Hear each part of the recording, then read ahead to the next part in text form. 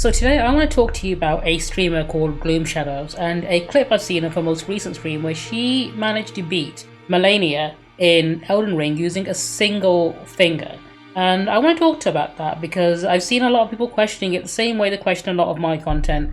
They want to know how she did it. Was she cheating? Is the game actually easier than we all thought it was? So before I do go into it, brief context about myself. My name's Avatar Obi. I am a physically disabled streamer. I played a lot of Elden Ring, and I play games with one hand as well, usually with a controller. I can't use keyboard and mouse. I actually have a video on my channel about how I beat Elden Ring with one hand, but I'll be covering a lot of that in this video as well, when I explain about Gloomshadows and how she managed to do it, because there's a lot of overlap between how I play and how she ended up beating Malenia, and I believe she's done all the bosses in the base game of Elden Ring using a single finger, and a few other challenges as well. Like, I'm not an Elden Ring challenge streamer myself, I just play the game for fun, and I have completed the game on its DLC.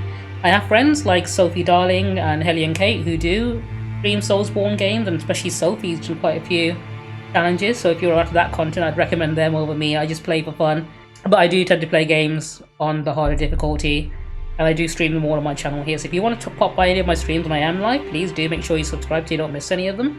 But first, let me talk about Gloomshadows and how she managed to do it.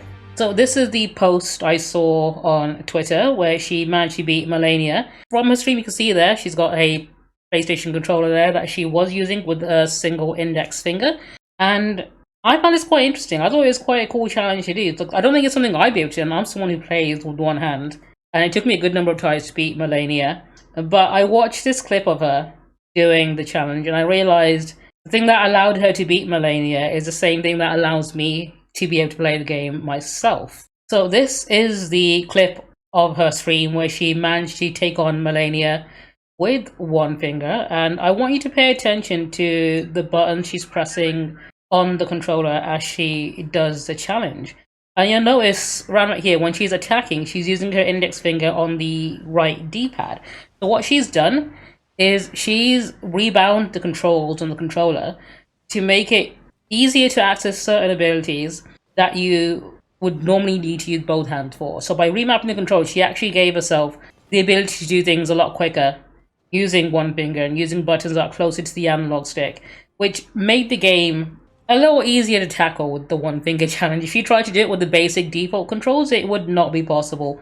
And that's more or less what I did to complete the entirety of Elden Ring, because I can't use the fingers in my left hand.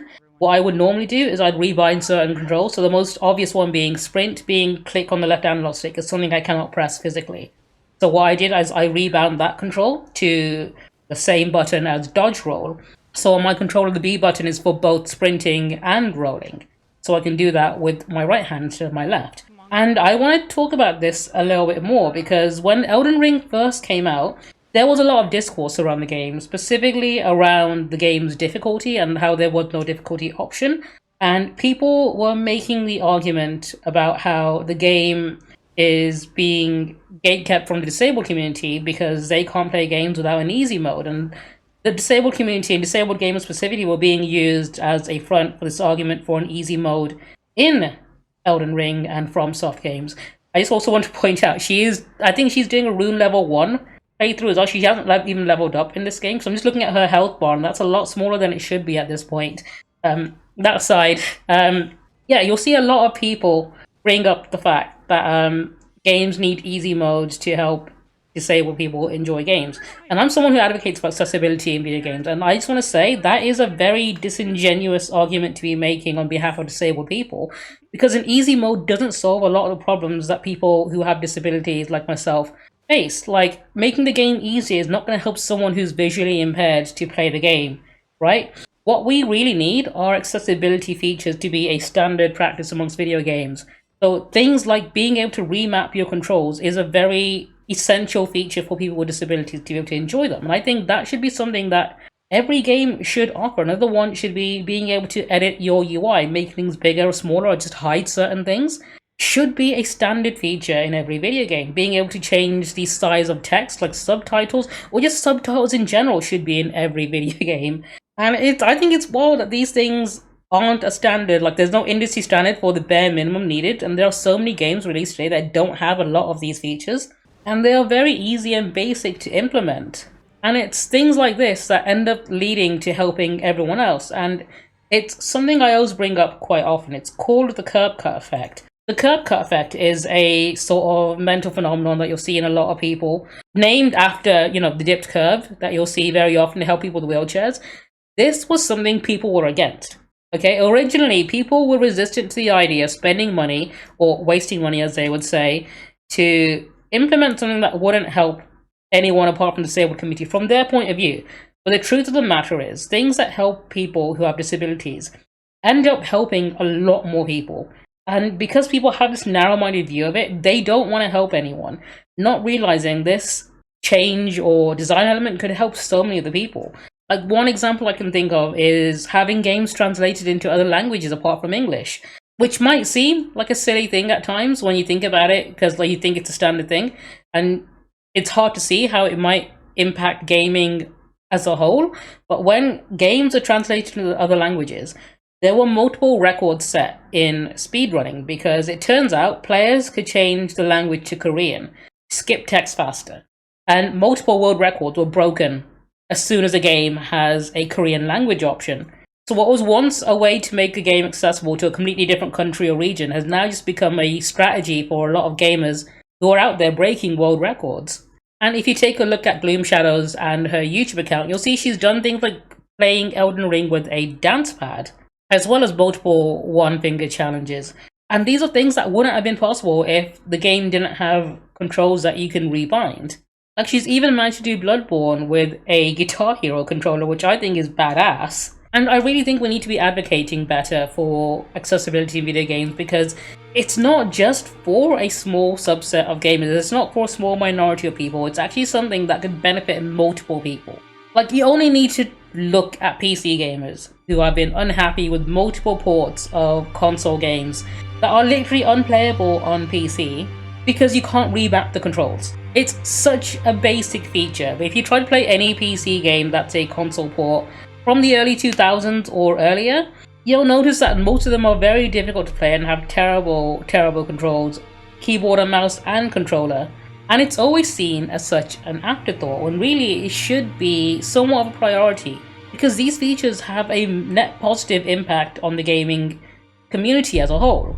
Things like high contrast mode for people who are visually impaired, closed captions for people who are hearing impaired. In fact, one feature I've seen that I thought was really cool is in Death Note Killer Within, where they have the option to transcribe voice chat as subtitles on screen, so people who are hard of hearing can take part in games that require voice chat or team-based games like that.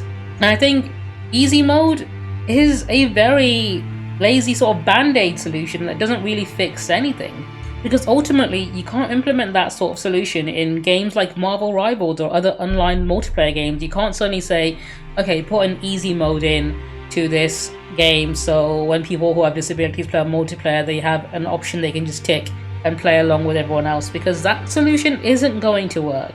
But I bring up Marvel Rivals specifically because Marvel Rivals has multiple accessibility features that makes the game really easy to play for someone who does have disabilities. They let you customize the UI, change the color around.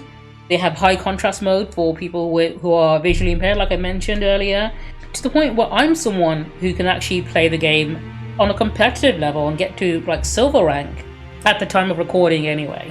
Who knows if that's gone up or down.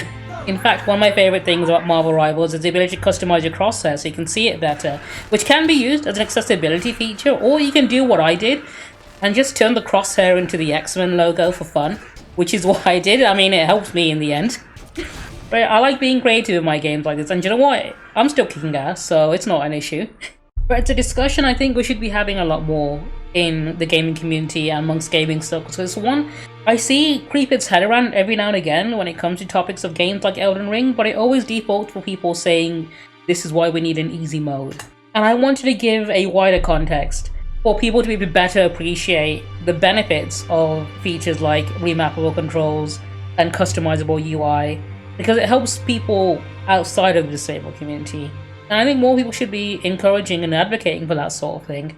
Anyway, on my channel I have a full playthrough of the Shadow of the Earth Tree DLC if you want to see me take on every boss in that with my one hand. Like I said, I am the very first disabled person in the world to actually be able to beat him, which I think is a pretty cool flex, right?